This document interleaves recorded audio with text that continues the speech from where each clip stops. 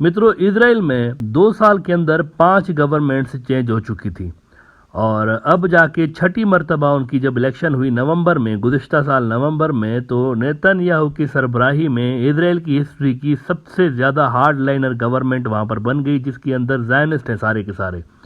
और इनके जो नज़रियात हैं, आइडियोलॉजीज़ हैं, वो बड़ी ही ख़तरनाक हैं, इंक्लूडिंग ये कि वेस्ट बैंक को अनेक्स करना चाहिए और मस्जिद अल अक्सा जो है उसकी जगह पर थर्ड टेंपल बनना चाहिए, नौजुबिल्लाह, वगैरह वगैरह। लेकिन अब एक बड़ी खबर आज इजराइल के अंदर से सामने आ रही है, और वो ये कि ये जो छठी मर्तबा, तकरीबन 2 साल के अंदर छठी मर्तबा जो वहाँ पर इलेक्शन हुई और वहाँ पर जो गवर्नमेंट आई हुई है, ये वाली गवर्नमेंट भी अब हिचकोले खा रही है और इसके भी घर जाने के इम्कानात पैदा हो चुके हैं। वो यूं कि ये जो 120 मेंबरों की पार्लियामेंट है उनकी, जिनको कैंसेट कहा जाता है, इसके अंदर हुकूमत बनाने के लिए 60 सीट्स चाहिए, 60।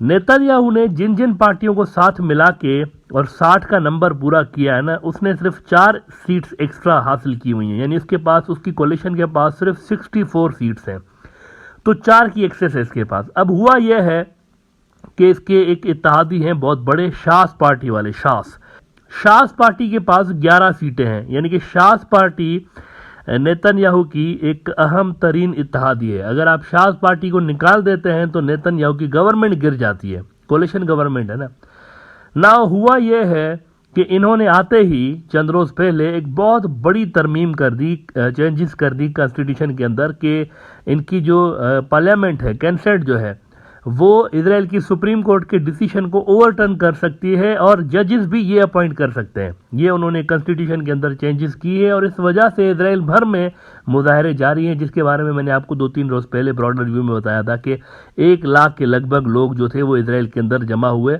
और उन्होंने नेतन्याहू के खिलाफ मुजाहरा किया कि इसने डेमोक्रेसी के ऊपर और इसने हमारी पार्लियामेंट के ऊपर, इसने हमारी जुडिशरी के ऊपर हमला किया है प्रॉपर। तो 1 लाख से ज़्यादा लोगों ने, एक बहुत बड़ा, यूँ समझे कि इजराइल की हिस्ट्री का रिकॉर्ड बना हुआ है, इतने ज़्यादा लोग कभी नहीं निकले सड़कों पे जितने इस बार निकले। तो उन्होंने इस कानून के खिलाफ कि जुडिशरी के डिसीजन को ओवरटर्न कर सकती है कैंसेट, इसके खिलाफ उन्होंने मुजाहरा किया। अब हुआ यह है, एक बहुत बड़ी डेवलपमेंट हुई है जिससे आप समझ जाएंगे कि नेतन्याहू इस तरह का कानून क्यों लेकर आया था।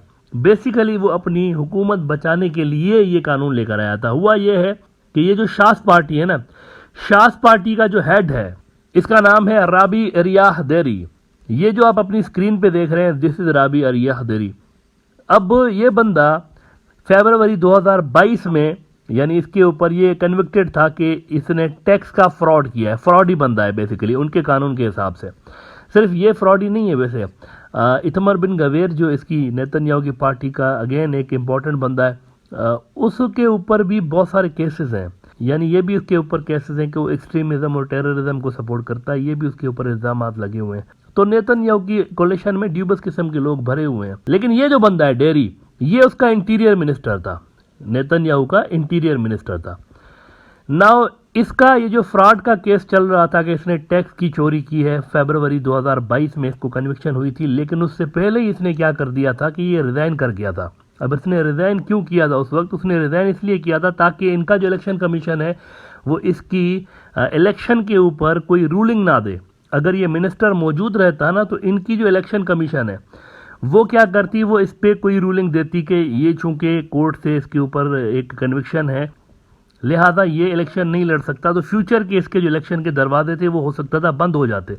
तो इसने पहले से ही रिजाइन कर दिया था। अलबत्ता अब जो ये इलेक्शन लड़ा है तो इजराइल की जो हाई कोर्ट है एक वहाँ पे, उसका आज डिसीजन आ गया है और उस डिसीजन के अंदर उन्होंने ये कहा है कि नेतन्याहू इसको किक आउट करे, निकाले इसको बाहर। ये जो शास पार्टी का लीडर है, इंटीरियर मिनिस्टर और नेतन्याहू का अहम तरीन इत्तेहादी, इसको निकाले। ये उनकी हाई कोर्ट का फैसला आ गया है। कुछ देर पहले रॉयटर्स ने खबर लगाई है कि Israel Supreme Court tells Netanyahu he must fire minister, इसको निकालो बाहर यहाँ से, क्योंकि ये फ्रॉडुलेंट एक्टिविटी में मुलविस रहा है, टैक्स की चोरी में मुलविस रहा है, लिहाजा इसको फारिग करो यहाँ से। नाउ इस पे एक बहुत बड़ा कॉन्स्टिट्यूशनल क्राइसिस वहाँ पर पैदा हो गया है। इसकी वजह यह है कि अगर नेतन्याहू इसको निकालता है और शास पार्टी वाले निकल जाते हैं गवर्नमेंट से, तो नेतन्याहू की गवर्नमेंट गिर जाती है, और अगर नेतन्याहू इसको नहीं निकालता तो फिर वहां पर जुडिशरी वर्सेस पार्लियामेंट क्राइसिस पैदा हो जाते हैं कि जुडिशरी ने एक डिसीजन दिया हुआ है, सुप्रीम कोर्ट ने एक डिसीजन दिया है और हुकूमत उसको नहीं मान रही। तो ये एक यूं समझे कि इनकी डेमोक्रेसी और इनकी जो सारा का सारा सिस्टम है वो दाव पे लग गया है। बहुत ही बड़े क्राइसिस से इजराइल इन दिनों गुजर रहा है। एक टॉप के इजरायली जर्नलिस्ट के बारे में एनपीआर ने कुछ रोज पहले खबर लगाई थी कि journalist says Netanyahu's new government is a threat to Israeli democracy. तो ये उनको पहले से ही पता था कि ये होने जा रहा है, और अब चूंकि ये सारा का सारा मामला खुल के सामने आ गया है कि वो क्यों जुडिशरी के जो पावर्स हैं उसको लिमिटेड करने की कोशिश कर रहा था और ये सबको क्यों करने की कोशिश कर रहा था, ये अब इजरायली पब्लिक के सामने खुल के आ गई है बात के what he was trying to do. Now question ये है कि क्या इसको नेतन्याहू निकालेगा या नहीं निकालेगा। थोड़ी देर पहले आज इजरायली मीडिया को मैं देख रहा था, आज वेडनेसडे है ना, तो आज के दिन ही थोड़ी देर पहले नेतन्याहू इसके घर गया है। ये जो रबाई डेयरी है इसके घर गया है और कोई 45 मिनट तक नेतन्याहू इसकी मिन्नतें तरले करता रहा कि कूल डाउन भाईजान, मैं हूं ना आपके साथ, आप हैं तो मेरी सरकार है ना, आप चले जाएंगे गुस्से में तो मेरी सरकार जबरदस्त हो जाएगी, अभी रुके जरा कुछ करते हैं ना इसको। सुप्रीम कोर्ट का ये जो डिसीजन आया है इसके खिलाफ कोई हम लूप होल निकालते हैं, कुछ ये करते हैं वो करते हैं। उसने तिफल तसल्ली जिसको कहते हैं, वहां पर जाके इसने उसको तसल्ली दी हुई है कि अभी कुछ रुक जाओ, कुछ करते हैं यहाँ पे। सीएनएन ने थोड़ी देर पहले खबर लगाई कि Netanyahu ally can not serve as cabinet minister, Israel's top court rules sparking potential political crisis. तो बहुत बड़े पॉलिटिकल क्राइसिस में इजराइल भी गिर गया है, और ये उस वक्त गिरा है जब इनके जो हार्डलाइनर्स मस्जिद अक्सा गए हुए थे और वहां पर वो बढ़ के मार रहे थे कि यहाँ पर तो टेम्पल बनना चाहिए, तो यहाँ पर ये होगा, तो स्टेटस को नहीं मानते सारा कुछ। उस दौरान ये सारा हो गया कि गवर्नमेंट जो है वो हिचको लिखा रही है। वैसे अभी 1-2 रोज पहले ही मोदी साहब से आशीर्वाद लिया है नेतन्याहू ने कि ब्रदर मैं आ गया ना, मुझे आशीर्वाद दो। तो मोदी साहब के आशीर्वाद के बाद वहां पे हालात खराब हो गए नेतन्याहू के लिए। बेसिकली ये जो डिसीजन आया है ना, ये शास पार्टी वालों के खिलाफ नहीं आया, मुझे लगता है ये नेतन्याहू के खिलाफ आया है। और इनकी अगर आप डीप स्टेट देखें तो वो भी खुश नहीं है। इन्होंने आते ही पहले तो इजराइल की आर्मी को टाइट करने की कोशिश की, और उनकी जो मिलिट्री वाले हैं उन्होंने कहा था कि आप पॉलिटिशियंस जो है वो हमारे मामला से दूर रहें, भाई हमें कहाँ घसीट रहे हैं बीच में, और आप हमारे मामला में टांग मत अड़ाइए। एक तो वहां पर शुरू में जब ये आए थे ना, उन दिनों की बात है, ये जब नई गवर्नमेंट इनकी आई थी, तो पहले मिलिट्री को फिर जुडिशरी को इन्होंने उनसे पंगा लेना शुरू किया।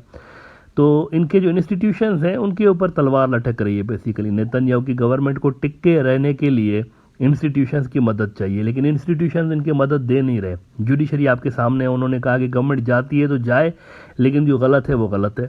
ये फैसला वहां पर आ गया हुआ है। अब देखते हैं नेतन्याहू क्या करता है। कानून तो उन्होंने पास किया हुआ है कि हम जो है वो ये जो ओवर रूल कर सकते हैं उनके डिसीजन को, लेकिन अगर वो करेंगे तो मजीद डिस्टेबलाइजेशन हो जाएगी, फिर तो सुप्रीम कोर्ट की कोई हैसियत ही नहीं रहेगी बेसिकली वहाँ पे। अच्छा, नेतन्याहू का जो लॉ मिनिस्टर है उसने तो कहा हुआ है कि हम जो भी हमसे हो सका हम करेंगे इनको बचाने के लिए और डेमोक्रेसी को बचाने के लिए। तो उसने तो अपनी पूरी हिमायत का यकीन दिलाया है शास पार्टी वालों को। अब देखते हैं कि इनके पॉलिटिकल क्राइसिस कहाँ जाके ख़त्म होते हैं, लेकिन दूर दूर तक फिलहाल इनके पॉलिटिकल क्राइसिस के खात्मे का कोई नामो निशान नज़र नहीं आ रहा। और अगर ये गवर्नमेंट भी गिर गई उनकी, तो यूँ समझे कि 2 सवा 2 सालों के अंदर छठी गवर्नमेंट होगी उनकी जो कि गिर रही होगी इस तरह।